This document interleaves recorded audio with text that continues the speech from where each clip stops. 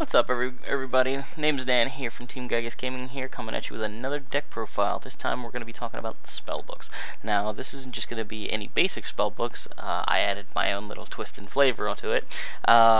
Yeah, you might notice the relinquish in there. I'm going to get a little bit more into it. It's definitely going to be a lot of a different build as opposed to a lot of the spellbook decks out right now. Right now, you know, even the world and all that stuff is kind of floating around as a big thing. A lot of people have really been sleeping on the priestess archetype. You know, maybe a couple people use it, but not nearly as much as the world build. And I personally feel like this build is a lot better than the world build in the sense of its consistency and efficiency. Priestess is still a really good card. The only problem with this deck is it seems to be missing the two extra fates, or the extra fate that it essentially had, and it's lost a bit of its control since then. It had to make up for it by putting a lot more traps, but yeah, it didn't really have that much aggression that the world build has, since it can just nuke the field. Now, with this build that I created, I felt like, you know, adding Relinquish in here was, I mean, obviously not only it's one of my favorite cards, but on top of that, it gave it a key element that the deck was missing, which was a lot more aggression and board control. And it has ample board control, but having that Relinquish means that you can have a faster boss monster and a faster active spellcaster without, one, not eating its normal summon, two, not eating the consistency and efficiency of the deck, while, you know, and three, being support and not completely warping the concept of the initial, you know, spellbook build and its main engine. The way I built it like this, as far as being able to fit these amount of you know, like rituals, since they're 2-card combos, I opted for more searchability as opposed to, you know, having 3 ofs or something like that, since, you know, at the end of the day, Relinquish tends to be a bad card just because it requires 2 to 3 cards to be able to be summoned properly. But once he hits the board, he becomes a very dangerous card to be, you know, to be messed with, you know what I'm saying, because he's a lot harder to deal with.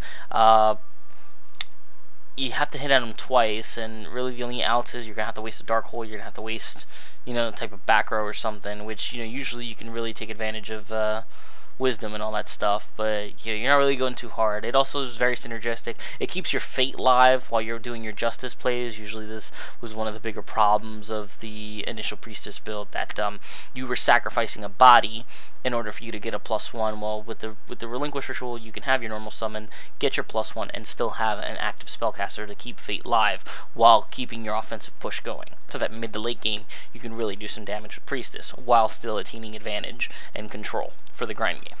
But anyways, I'm gonna get into the list. I'm gonna start off as 2 priestess, 2 justice, triple manju, triple blue boy, double relinquish the 2 rituals since they're needed, triple space, 1 duality, crescent, 2 crescent, 2 eternity, book, fate, wisdom, life, power, triple secrets, double master, you know, double tower, you know, the basic stuff. And then, you know, the basic trap lineup right now, I sort of switched around a little bit, but it's basically pretty standard. Bottomless warning, 1 fiendish, 1 divine wrath, 2 mirror force. Now, I opted to play 1 fiendish and 1 divine wrath in the sense of you're not going to have that many dead cards in this deck, because I've been testing it for a very long time. A lot of the times you just tend to draw one of the pieces of relinquish, and the rest is mainly spellbook cards that tend to thin the deck out. So really, you're attaining those ritual pieces or those relinquish pieces as you're getting your pluses off of tower, while still getting your main engine going. So, you know, being able to have, you know, you can still potentially have a possible dead card in your hand. So, but not enough to where you're gonna need to run, like, you know, like 4 or 5 different discard outlets for, you know, for the deck to be somewhat relevant, or, you know, to be very efficient. Since a lot of the times you're just, you know, getting your pieces while still attaining the spellbook pieces required to play your deck. So, I mean, I opted to play the 1 divine wrath. It seems to be a really good card this format, and 1 fiendish. I thought that the 1-in-1 ratio was just better than just have 2 of one or the other, just because it gives the deck more flexibility, and, you know, you just have more options while not really affecting the main concept of the deck. So, you know, control's really what you really want to go for, and having either or really gives you that advantage that you need. You know, it also, having divine wrath also makes it so that you can possibly, you know, negate a Veiler if you need to, if you want to play a relinquish play, all that fun stuff. But yeah, I'm going to go to the side, playing 3 Veiler, 1 Jowgen, 1 Dark Hole, triple Goat, 1 Torrential, 1 Soul Drain, 1 Fiendish, 1 Full House, 1 Trap Stun, and double quarter steel. Now, my thoughts on the side is I wanted to play. A lot of people have been asking me why am I playing goats.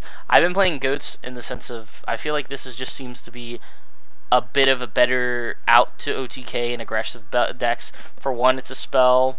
It floats around trap stun. It floats under soul drain, skill drain, and mind drain.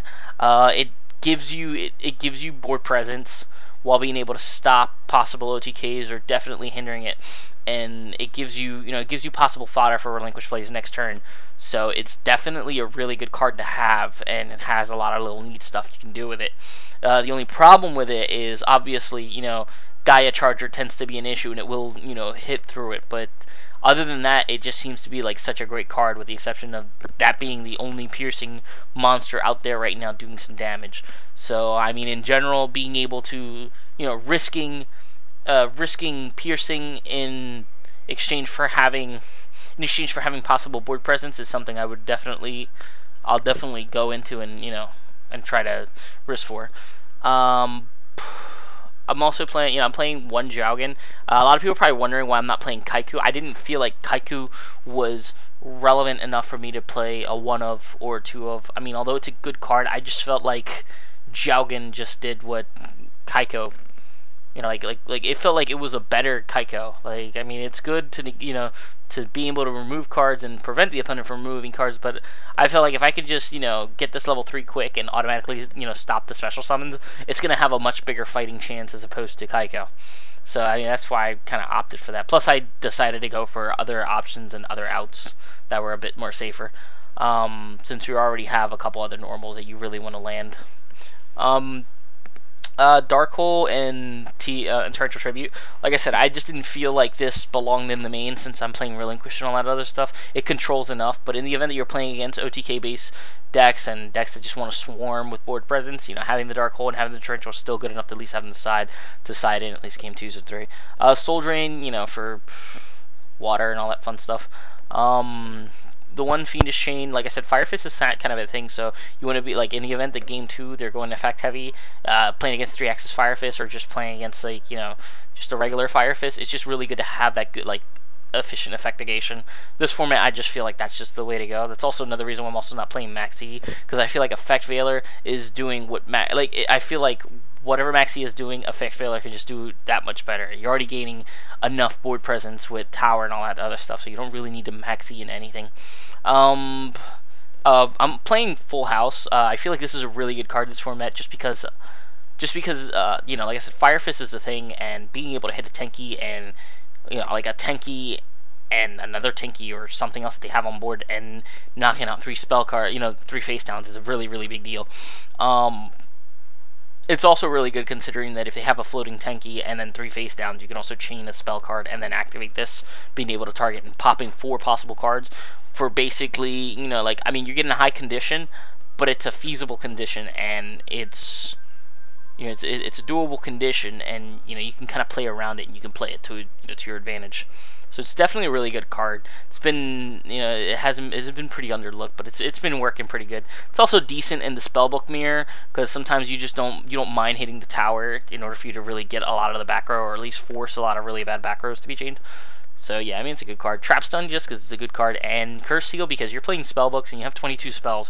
It's going to almost always be live, and it's a very, very powerful card to basically just say you're never going to play this card for the rest of this, for the rest of this duel. So that's really, really good card, especially if you're hitting MST, you're hitting Seal, hit Dragon Shrine, you hit Wingby, you hit a bunch of these cards, and they could possibly just be drawing into other dead cards of that, the same card. So it's definitely a really, really good card, this format, being able to hit a lot of cards. Definitely tanky. Oh, you hit a tanky on this is freaking gold.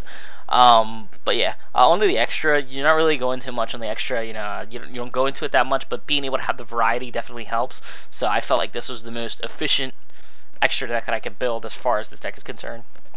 Anyways, playing the 4 synchros, I'm obviously playing Veiler, so being able to game 2 side synchro, and if I'm able to like make a synchro play, it's good to have the option. Like I said, you're playing Spellbook, so you don't really need a lot of room in your extra deck to really do some serious plays. So yeah, I mean, you can definitely live with having 4 extra synchros. But anyways, playing Catastor, Arcanite Magician, Armades, Stardust, basic stuff. Diagasto, Gachi Gachi, Cowboy for your 4s, Herald, Hierophant of the Prophecy. This is a very back row heavy format, so this is a really good card. Being able to play this and then having a couple of spell books and then detaching, pop Harpy's Feather Dustering their board, and then being able to book a life to detach target is amazing. So this is definitely a really good card. Play Maestros as your 4s and then your staple 7s, which is, Dragosack and Big Eye. Your Shining Elf, it's a really good card you really want to go into. You always keep your spellcaster alive, and you can really diminish attack and all that fun stuff. But this is definitely, a lot of the times, this is the one that you're really going to go into when you have 2 floating blue boys. Slacker Magician, you're playing Relinquish and you're playing Veiler, so being able to, there are games where you can go Relinquish and then drop a Veiler, and then if you need to sit on something, you just go Slacker if you know that they're going to OTK or something, or if you just want to hold them back a little bit more. It's also a spellcaster, so it keeps your cards live. So it's very, very useful. And Zen mains, because, it's just Zen mains. In the event that in those off chance that you're just going to go like double Justice or something, it's very rare, but it's good to have the option. So it's definitely good.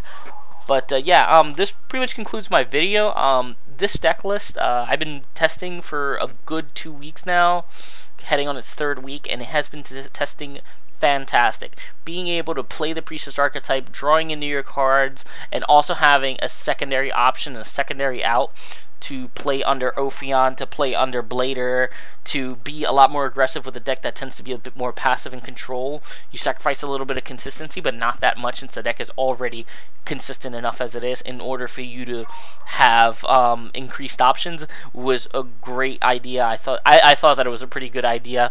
After consistent testing and playing it, it has been playing wonderfully, has been very offensive, and it has been able to, play like Priestess should play, which is, draw the cards you need, control the board, cripple it, and then just drop the cards you need to drop to, pretty much finish up the game and wrap it up. And this deck has been working fantastic. It has been very offensive. It has been very, very, very consistent, and it has been proven very well against a lot of matchups. So I mean, like I said, you take my word for it, but you can try it out. You have the list right here. Give it a go, try it out, tell me, see how what you think about it. And yeah, like I said, this is Dan from Team Gigas Gaming, and I really hope you enjoyed the video.